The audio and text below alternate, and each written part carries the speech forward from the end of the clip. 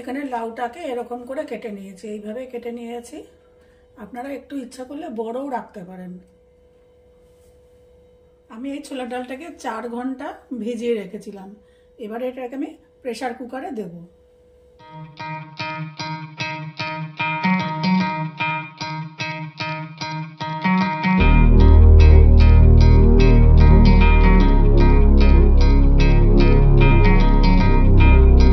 আমি এবারে দিয়ে দিচ্ছি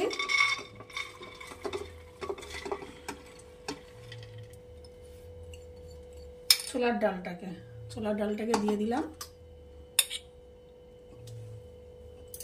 এইবারে দিয়ে দেবো এর মধ্যে এই যে কেটে রেখেছি লাউটাকে দিয়ে দেবো। আপনারা লাউয়ের পরিমাণটা কম বেশি করতে পারেন, আপনাদের পছন্দ অনুযায়ী কমও দিতে পারেন, বেশিও দিতে পারেন, কোনো অসুবিধা নেই।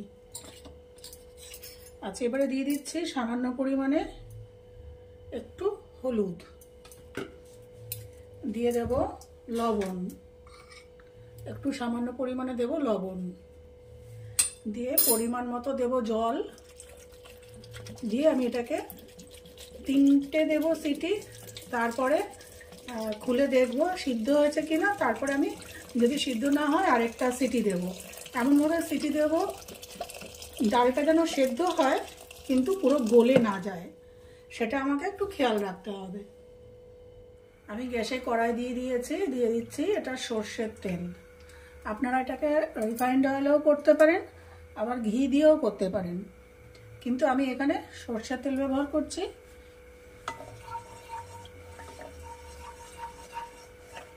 এখানে তেল গরম হয়ে গেছে, দিয়ে দিচ্ছি হিং, দিয়ে দেব কুচো করে রাখা পেঁয়াজ,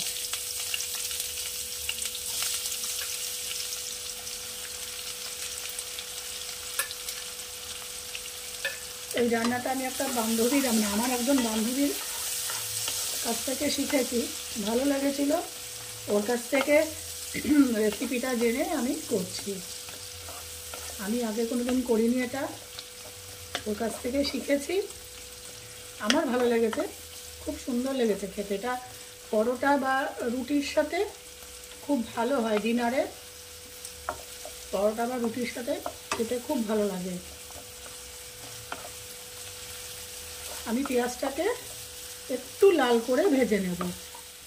পেঁয়াজটা কিছুক্ষণ আমি ভাজার পরে একদম পুরো লাল করে ভাজিনি। এবারে দিয়ে দিচ্ছি কুচি করে রাখা টমেটো,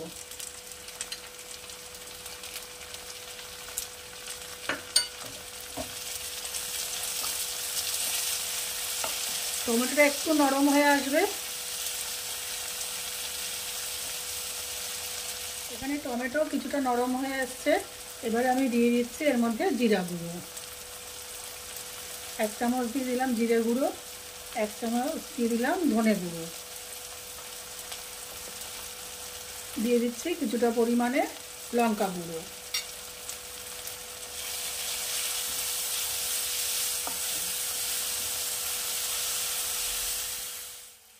সাথে দিলাম 1 চামচ আদা রসুন বাটা।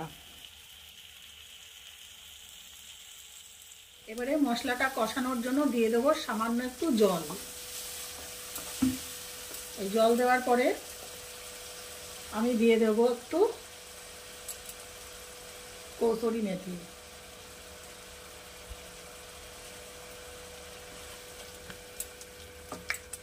এবার এটা মশলাটাকে আমি একদম হালকা আঁচে কষিয়ে নেব। মশলা পুরোটাই কষে গেছে, তেল বেরিয়ে গেছে। এবার এটাকে আমি পাশের বার্নারে সরিয়ে রেখে একটা ফোড়ন রেডি করব। আমি একটা ফোড়নের পাত্র বসিয়ে দিয়েছি, দিয়ে দিচ্ছি 1 চামচ ঘি। ঘিটা একটু গরম হচ্ছে, আমি দিয়ে দেব সামান্য পরিমাণে একটু জিরে, 2টো শুকনো লঙ্কা, 1টা তেজপাতা,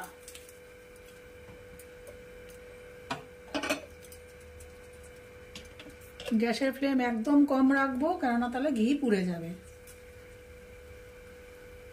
ব্যাস, এটা ভাজা ভাজা হয়ে গেছে আমার ফোড়ন এখানে রেডি। এবার আমি এই মশলার কষানোর মধ্যে এই ফোড়নটা এখানে আমি অ্যাড করে দেবো।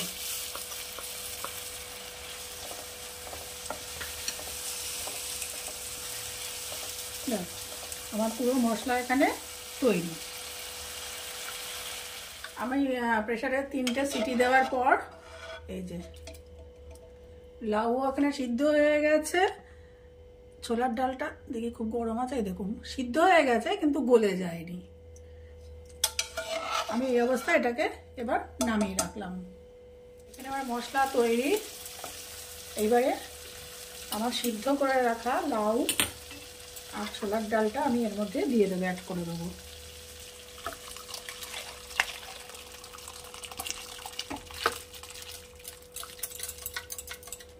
ব্যাস, গ্যাসের ফ্লেমটা আমি হাই করে দেবো।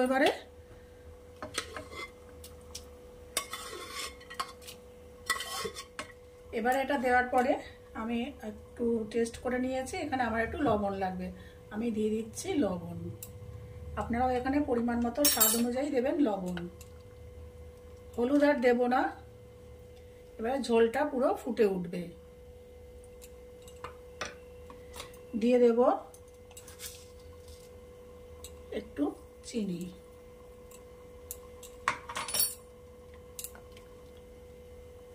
এবার ঝোলটা ফুটে উঠলে আমি এরপরে উপাদান দুটো, মেন যে উপাদান সেই দুটো মেশাবো। এটা আপনারা রুটি বা পরোটার সাথে রাতে খুব দুর্দান্ত লাগে খেতে। আর আমার রান্নাগুলি যদি আপনাদের ভালো লেগে থাকে তাহলে আমার চ্যানেলটিকে অবশ্যই সাবস্ক্রাইব, লাইক, শেয়ার ও কমেন্ট করবেন।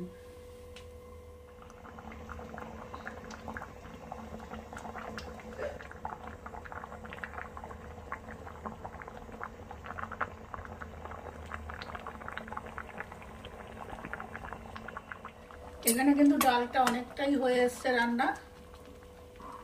এর থেকে বেশি আমি ঘন করব না, কেন এটা ঠান্ডা হলে আরেকটু ঘন হবে। আপনারা যদি মনে করেন যে আপনারা আরেকটু ঘন রাখবেন, অবশ্যই ঘন রাখতে পারেন। আচ্ছা, এরপরে আমি দিয়ে দেব ধনেপাতা কুচি।